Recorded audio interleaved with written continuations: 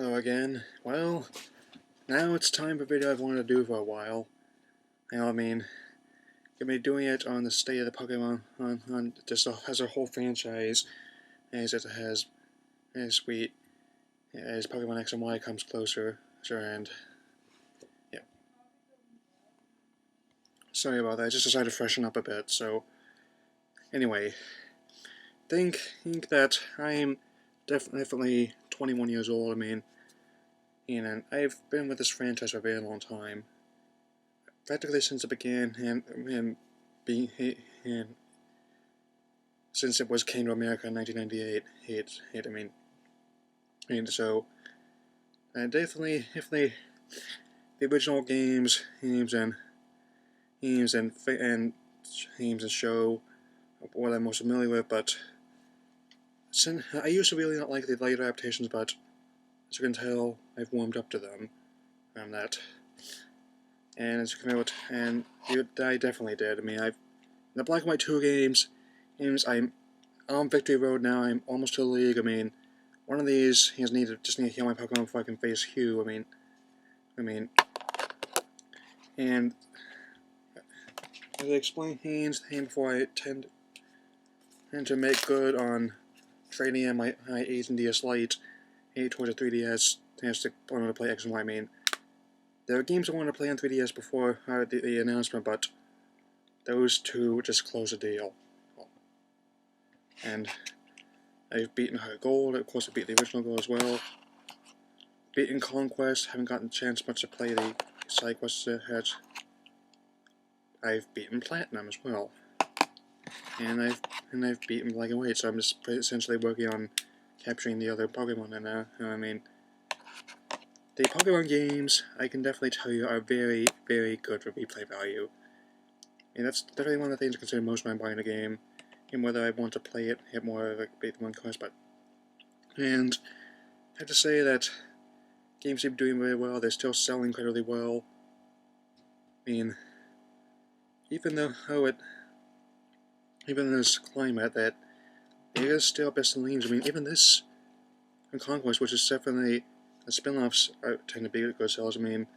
This was the first spin-off I've been genuinely interested in other Pokemon games. That for me, Snap and Stadium and the other ones don't really count for me. But anyway, okay.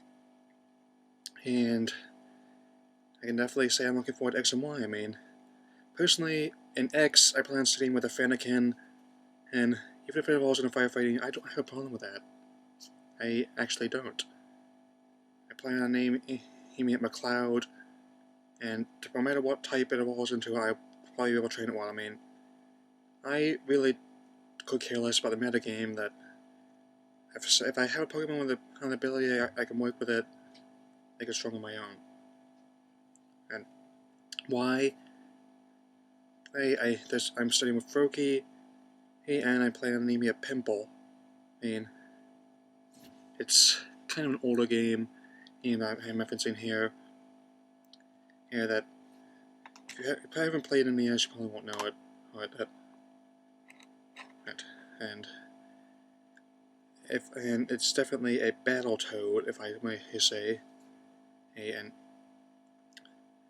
And given this whole thing about how the new region being based off of Europe, I think I'm very interested in that, since most of the four generations were based off regions in Japan, and these ones, Black and White and Black and White 2, were based off the Unova region, was largely based off New York City and surrounding areas, but this new region X and Y, which I don't think has ever been named yet, definitely seen strains of England, France, Germany. Also, I think the male character design is decent, but there's also speculation about possible character customization in that nation, and I'd be all for that. I definitely am in favor of user-generated content in a lot of games. And apart from another thing, apart from non-main series games, that Pokemon and the new Pokemon Student Engine game is out and doing well, all that I personally don't play the Mystery Dungeon games since I played Red Rescue Team back in 2006, and I wasn't very good at it, and just concluded that I respect it, but I'm just not a fan of roguelike genre.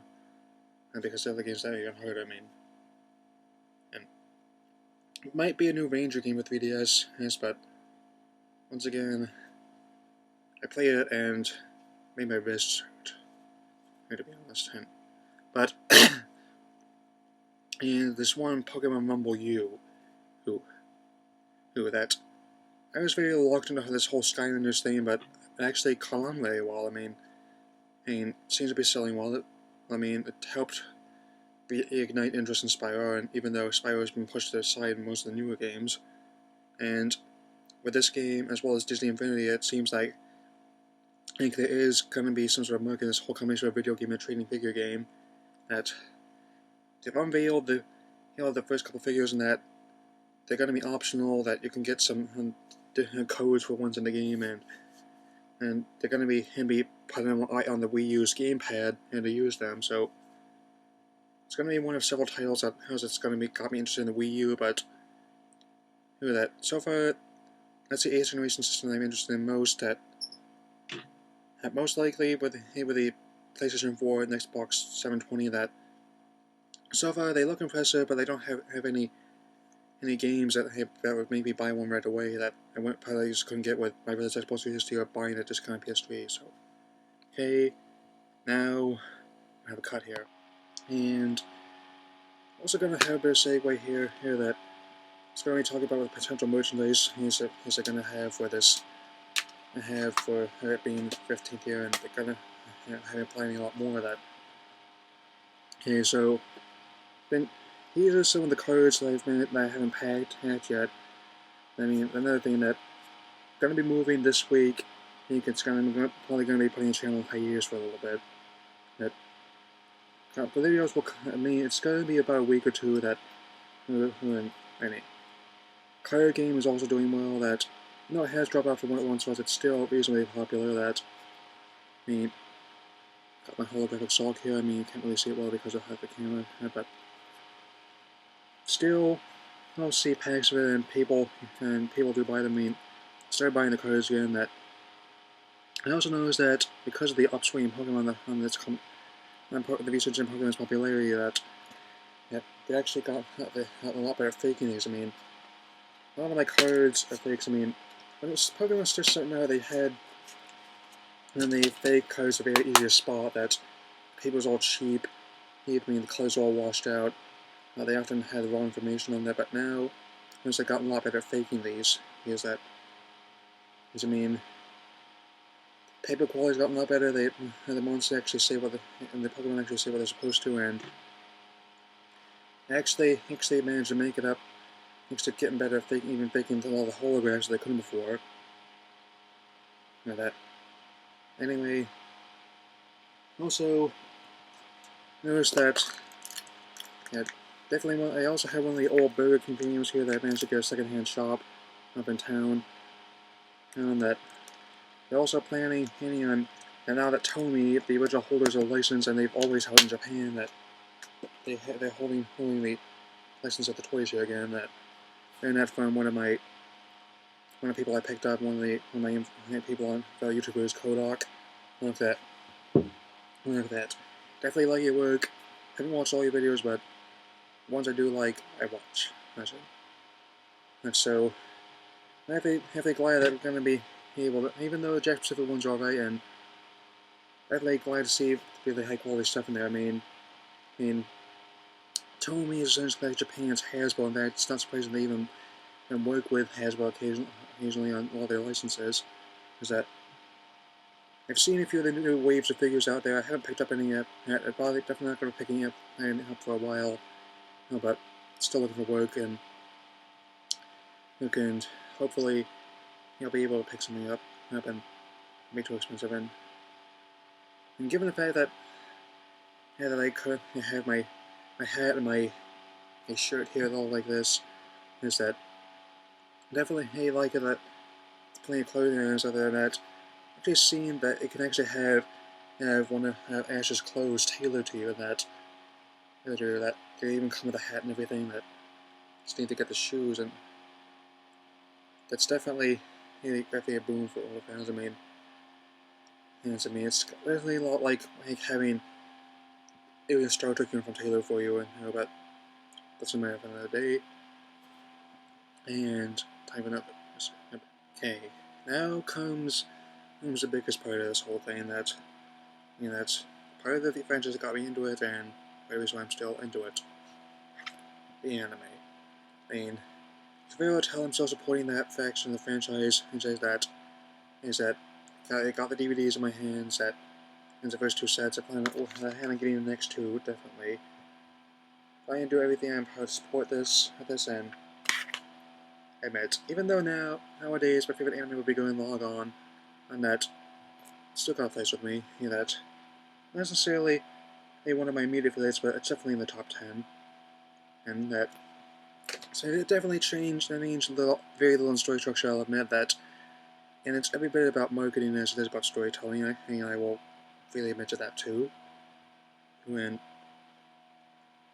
even though, and and the character's not aging. Don't get me started on that. There's so many theories about that. Some things don't necessarily require the thought people give them. And I say that as a person who really does reviews of the episodes and who isn't everything. And given what C.S. Andreas said, that and another YouTuber said that I like C.S. Andreas' work that I described to him a little bit ago, but I still am not convinced that we need to completely just jettison the old anime and make a new one. But even though, and the company's so they are playing that I heard rumor they are playing a new show. But I don't know what it's gonna be like. I don't know whether it's gonna be an adaptation special, special or Avengers as they call it here. That I like it very fine. That I've read it. I'm in the middle of the Crystal arc right now. I'm reading it that with scans that people have made, put out. And then definitely trying and definitely I think it does seem a bit more adult than the actual show. I mean, that it's very that even though there is some violence and the darker elements and in the show, like how Team Rocket is behaving, best wishes. This is, I mean, pretty much all the episode end with Plasma, and just finished episode end by the way, and I loved it.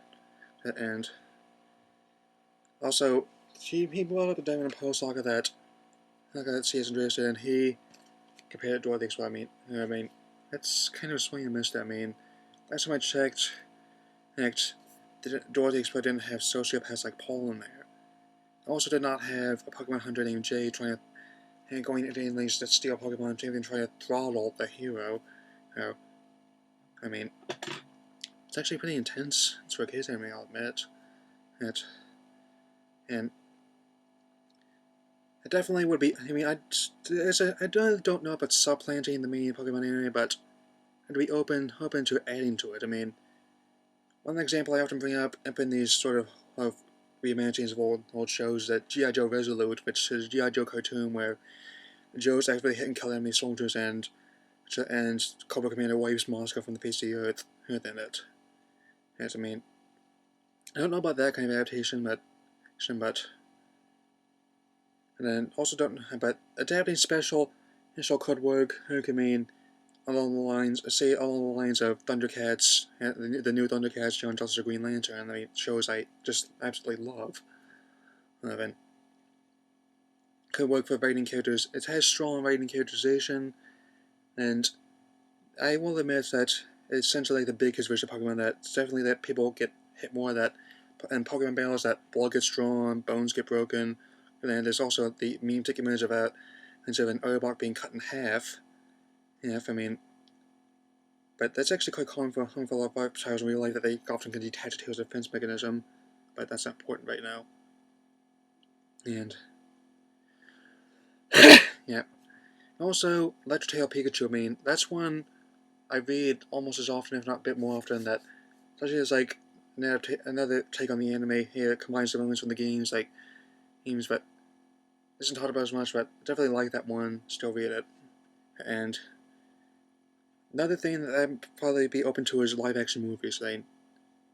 Just try and hear me out on this one. I mean, I'm not talking about like Pokemon Apocalypse or that Gritty Reboot of Pokemon Center. I didn't really like those, and I believe if they made them like that, they'd fail hard. I mean, the whole thing about me liking Dark Adaptation of the Dark Knight and the other Nolan Batman movies is that even though the movies themselves are dark, they still have optimistic messages and stories. Is that that's the kind of darkness I like it, because if you make it too dark, if you make them like that Apocalypse, or it's that people are going to lose interest and they'll stop watching. And people. That's why I have no use for Pokemon Apocalypse at all. But live action movies that could be applied, model could be applied similarly to the first couple of Ninja Turtles movie, the 1986 Transformers movie. Not necessarily Michael Bay films, but considering how they devised it, but people seem to be more agreeable about the 1986 movie. And also the new Star Trek, movie. Star Trek Into Space. A very different take on franchise that has references that only fans will get, but they're definitely accessible even if you've never seen anything Star Trek related in your life. And I think that's the type of thing that could be done if they made live action movies about it. And I think this is a success of Wreck-It Ralph that people will take adaptations of video games more seriously. The same manner that X-Men caused people take adaptations of comic books more seriously, when they're as filmmakers. Maybe if they made it PG-13 or at least higher PG, that they could definitely have a hit in the vein of Star Wars or the Avengers. Big movies that just draw people of all ages in there. Yeah. And anyway, given what I've said here, I think even the anime, even though it has gone down since Johto, and I actually personally am in the minority that like Johto, that it's still reasonably popular. Episodes still draw high ratings in both Japan and the US, and it's that just check TV by the numbers that there's a couple weeks ago that one of the episodes of Pokemon was a top rating in its time slot.